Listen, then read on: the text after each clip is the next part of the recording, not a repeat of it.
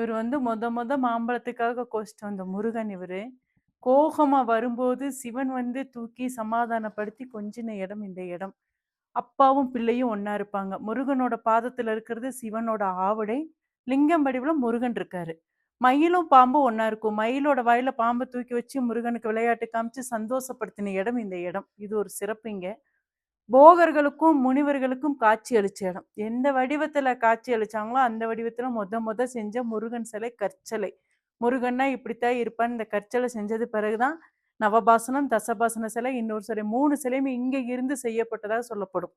அதாவது பழனி ஆண்டவர், குழந்தை வேலப்பர், இன்னொரு சிலை எங்க இருக்குன்னு தெரியல. இது ஒரு சிறப்பு இங்க.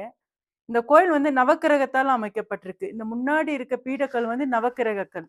இதே மாதிரி கோயிலை சுத்தி 7 கல்லு இருக்கும்.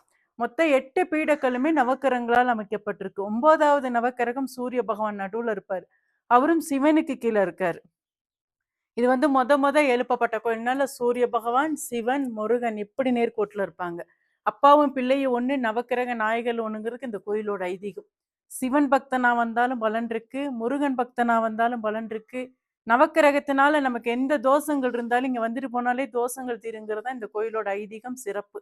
ஒரு நொடினாலும் வந்து இதுல நின்று மனசார வெற்றி வேலப்பட்ட என்ன வேண்டுமோ அது நமக்கு வெற்றி தான் அடையும். அதான் வெற்றி வேலப்பர் இங்க உள்ள. இது நம்ம